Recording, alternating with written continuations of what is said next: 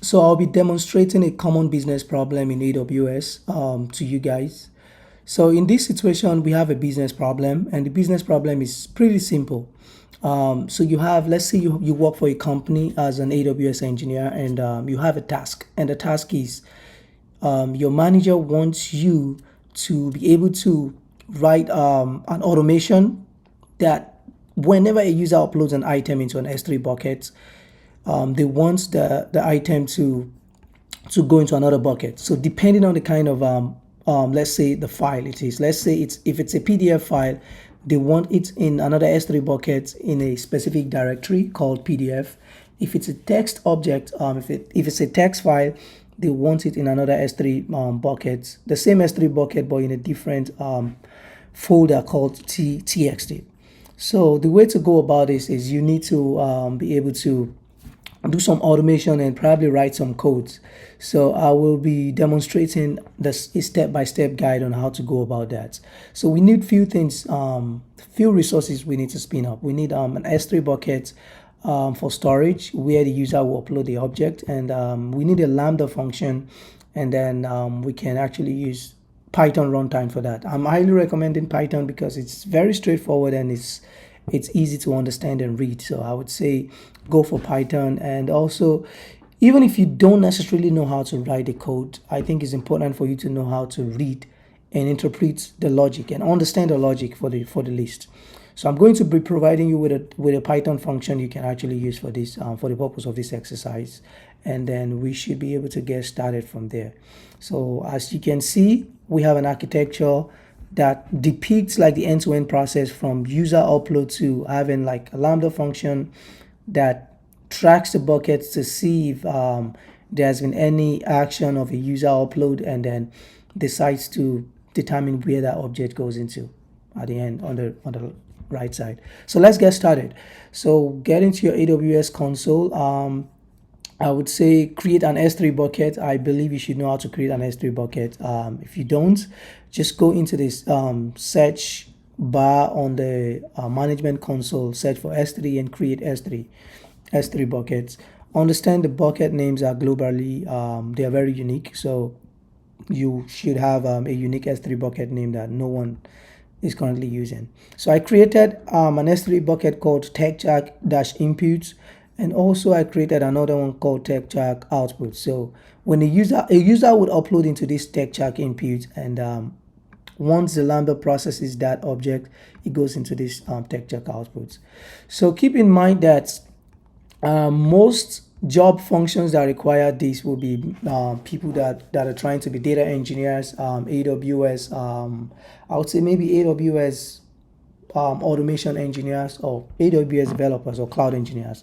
So, but the purpose of this is to actually just get you familiar with how you can use Python in AWS, and kind of like get used to the automation piece. Anyway, so once you get your two buckets set up, go ahead and create a Lambda function. So how do we do this? Go to the search bar and search Lambda. I'll come here and search Lambda, and then I'll click create function. Once I do that, I'll give my function a name. I'm going to call my function Lambda trigger test. I'm going to choose a runtime like we said before. Let's choose Python 3.7. And for execution role, our Lambda needs permission to run because we are interacting with services, but we'll go back to that in a moment. I want you to see the error message that comes out of that. That would actually help you, understand why we need a role. So I'm going to create a Lambda function right off the bat. Let's give it a minute and we should be ready for a Lambda function. It's taking a little time. Not sure what is going on, but yeah. Okay, now we have a Lambda function. Perfect. So this is the way a Lambda function looks. It has a function called Lambda handler by default. There's an event piece, which is an argument, and there's also a context. And for this Lambda function is a basic Lambda function that just returns hello from Lambda, from a JSON dump. If I run a test here and I say this is test, I just give it an event name and I save this and I test. It's successful, saying hello from Lambda. So this is a proof that the Lambda works. So what we want to do next is we want to configure this Lambda function to be able to read a user upload into this input. How do we go about this? So I'm going to copy and paste about 25 blocks of code here. And I'm going to explain each line of code. Don't get scared. So this is a code that would perform that action. I'm going to explain each and every line of this code to you for you to understand what I'm doing. So I'm importing JSON because I need JSON. Well, I don't need JSON here, so I'm going to take out JSON. We don't need it for this purpose. But I'm importing Bodo3 because Bodo3 is a Python library that we can use to connect to AWS resources, interactively with Python. So I'm using that to connect with the S3 resource, and I'm setting S3 underscore RSC as the resource. Also importing sys because I need it here just to exit in case I don't meet some conditions. Also on line 4, I am saying bucket obj is S3 RSC, which I've defined here, meaning I'm saying using my resource to define the actual bucket itself. So I'm calling a bucket method and I'm passing the name of the bucket, the output bucket, which is TechTack outputs, because I'm going to be needing this later on. Now, in the main function itself, I'm doing few things. So I'm saying records is events records. So what this means is there is something called an event. So an event in AWS is something that happens like when an API call is made. In our situation, our event is going to be a put action into an S3 bucket. So when that happens, it's an event. So that event is passed into this. So whenever the Lambda function is being called, if let's say you try to print event when the Lambda function gets called, you're going to see like a JSON payload that contains information about that action that the user has taken. So we are using that to get some important information. So we set records to be the events, and we are getting it's a dictionary object. So we are getting a key, the record key from that. And I'm going to show you how a sample event looks like for an S3 put action. So I found that from AWS official documentation somewhere here. So this is what happens when a user uploads an object into your S3 bucket. It's a dictionary object, and then it has a key, and that key is a list of records, which can be more than one record. So in this record,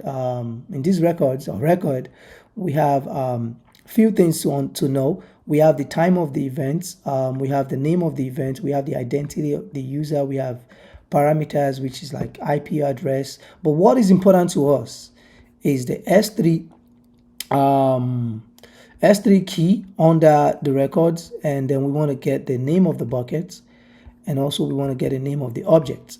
So meaning when a user uploads an item into the bucket, we want to get this information from there. We want to get the bucket name, which we already know, and we want to get the key. The key is just the full path of the object. So from our Lambda here, we can see what we're doing is we're saying for R in records, because records is a list, like I told you. So we are looping through the result of these records. So for R in records, which is the list we have here, I'm sorry, not here actually, which is the list we have here. It can be more than one. So for R in records, then we want to get few things. We're trying to get we're trying to define our key. So the key would be you get the value of S3 from the while looping, which is clearly somewhere here. Let me move this closer, which is going to be S3. And then there is another dictionary object on the S3 that you can get the bucket and then get a name. So that's why we had the three-step like a three-step process that picks up the S3 bucket name, and then under that we have a bucket, and then under that we pick the name, then we get a name. So that's exactly what is going on here. We said key is the R while we're running our loop. S3, we have the object and we have the key. So this will give us the key, which is going to be the file name, the full part of the file that the user is uploading. And for the buckets, we also need that. The same process we took, the same step we took Still S3, under the S3, the value of S3 key is going to be everything here. Matter of fact, up to this point. And then we want the buckets, and then we want the name. That's exactly what we're doing here. The S3, the bucket, and the name. So now we have the bucket name and we have the key. So the next thing we want to do is to also define the input location, meaning we want to define where the user uploaded the object. So when the event trigger happens, we want to pick up that. So we have already defined the key, and then we just have to input that here to signify that that is the key, meaning the file name. And we are signifying here, we are identifying the bucket, which is the bucket that we identified here. So that way we've defined our input location. Now, we're doing something interesting here. So we're saying if the key, and we are getting the last four. So what this means is we are getting the last four values. So that what we're saying now is, remember from our architecture, we have, we're trying to find out, we're trying to write a logic that would find out if the object name is, if the object is a PDF object or a text object. The way we can identify a text or PDF object from this business case is if it has .pdf, it's a PDF object. If it has .text, it's a text object. So we are writing the logic at this point that says, once you have determined, of course, we know what the key is at this point, and we are writing the conditions that says, if the last four of the key is .txt, if the last four characters of the key is .txt, we want to set our output file name. Our output file name is pretty much the location we are going to upload our object. So we want to make sure we are uploading into a text folder, and then the name of the object we are uploading would be the key, of course. And then otherwise, else if the last four characters of our key, meaning of the file, if the last four characters is .pdf, then we change our location to be a PDF folder and then the key, which is the file name. Otherwise, just exit. Like, we don't want to do anything. We're only dealing with these two use cases. And then what happens is we can now perform the actual copy operation, which is picking up the buckets object we define here. So we're saying copy. It has a method copy, and it's taking the input location, which is it's going to find whatever the user uploaded using this input location here, and it's going to upload into the outputs file, which we have defined, and that is determined by the conditions that we meet here. How do we test? So we can test by doing few things. I will just deploy this first. Let me deploy this, and then in order to test that this works, I'm going to go to my, so we need to do one more thing. So we need to go to our S3 buckets. Something happened. I'm gonna make sure I'm copying this. I'm gonna refresh this page. It's probably an internet problem. Anyway, we can come back to that. I'm going to go to this S3 bucket, and I'll do one thing. So we want to set a bucket trigger. So we want to make sure each time a user puts an object into this bucket, we want to make sure something happens, meaning there's a trigger, that Lambda trigger. So we can click this bucket and configure that on the S3 bucket itself. We go to the properties of the buckets, and then we look for event notification. This is event notification. I think I set up an event notification before. I'm not sure, but let's see. So I'm going to create an event notification here. I think my internet is bad. I'm not sure what is going on. Let's see. I'm going to try to get my internet back to work. So I think I can refresh now. Perfect. I think it's probably going to take some minutes. I'm not sure. Okay. Let's see what is going on. I think something is going on with it.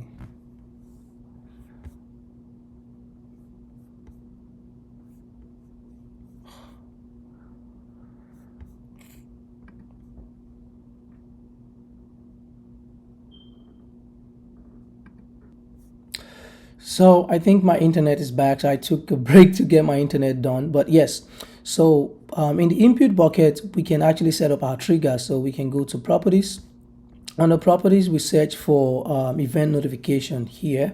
I think I have one, so I'm going to just delete this event notification. Yep. So we can create an event notification and call it Lambda test trigger, whatever you want to call it. Go ahead and do that, and we can leave everything here empty. But the object creation, we want to specify the event type. So what we are saying here is whenever an object is created, we want this to trigger. That's what we're saying. And then like you can now define the destination. So the destination is what exactly do you want to trigger. You can determine if it's an SNS topic, you want to send a message. If it's a queue, you want to put your message in a queue, or you want a Lambda function. Lambda function is what we're using. So we can choose from our Lambda functions and just select here. We have our Lambda function here. So save the changes, and then you've configured a trigger on your S3 buckets. Meaning whenever a user drops an object into your inputs, a file into your input bucket, it triggers the Lambda function.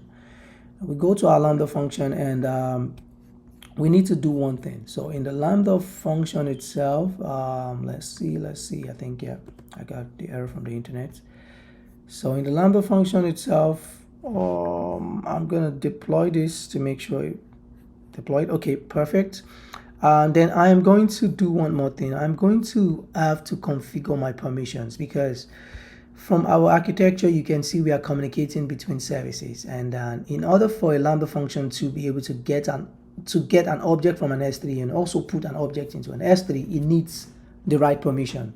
So we have to configure that permission. We can go to IAM. I already have a role I created here. I called it TechChark-Lambda, but I'm just going to delete this, and let's create something else again. TechChark-Lambda. I'm going to delete this. And so let's create a new role. So our role will be called, so we're going to choose Lambda for our service use case, and we're going to select administrator permission. Please do not do this. It's not the best practice. We just need to do this for the sake of this illustration. But always follow the concept of least privilege and create your own policy. A custom policy will help you. But we just do this for now. Go to next, and we give the role a name, Lambda. Lambda test. Let's create a role. Now we go ahead and attach the role to our Lambda. How do we do that? We come to configurations, we come to permissions, and then we click edit. That's the default role, so we're not using that. We just pick up the Lambda test role, save this, and then it looks like we're ready to test this out. So let's see if it works. So select your Lambda and just make sure things are configured properly. Make sure you have the rights. Make sure you're changing this name. So I'm going to be providing this code in a link below in my our GitHub TechChark GitHub profile. Actually, you can see in the repository, so you can always pick it up from there. Just making sure this is you're in the right place and you're doing the right thing. You just need to change this to your bucket name, and I think every other thing will be fine. So we will now go ahead and test by dropping an object into our S3 buckets. So this is the output bucket. Let me show you so you're sure nothing is there. If you come to object, it's empty right now. So we want to prove that. We will drop an item into these inputs, and then it's going to trigger the Lambda function and then drop it in that bucket. So I have some objects I can use for this test. So I'm going to come here. I have something called my test.txt. So I'm going to drop this here. Oops, that's not the right. So I'm going to come to object. I'll just drag the object. I love dragging. I'm just going to drag this object here, and so I've uploaded this. So based on the upload rule and based on the trigger we set, remember we set our Lambda to always check the kind of file we're uploading. The last four the last 4 characters in the file. If it's a text, we want it to upload it into a text folder in our output. So this is the output. Let's refresh. Now we have a text, and then this is the object here. So let's see if we can test one more. Let's try to test a PDF and see what happens. Oops, my bad. PDF object, a file. This is uploaded here. Now we have 2 of these in the input, and then it should be something should have been created here again. Now we have a PDF folder, and then we have our PDF file in there. Let's try one more just to to solidify that we're actually doing. We're gonna call this yet another test, just because we can. Yet another test, and upload this. So we can come here and say yet another test, upload yet another test, and upload this. And then we can come here again and check the outputs. It's going to directly write into the file. So it's a PDF file, so we have to check the PDF folder, and then we have it here. So I hope this was really helpful, and you learned a lot from this. I'm going to be uploading the code in you should be able to find it in the link in this video, and you can copy the code and understand what it does, execute it yourself, and see. Thank you so much for watching, and you can drop your questions, and I'm going to attend to them.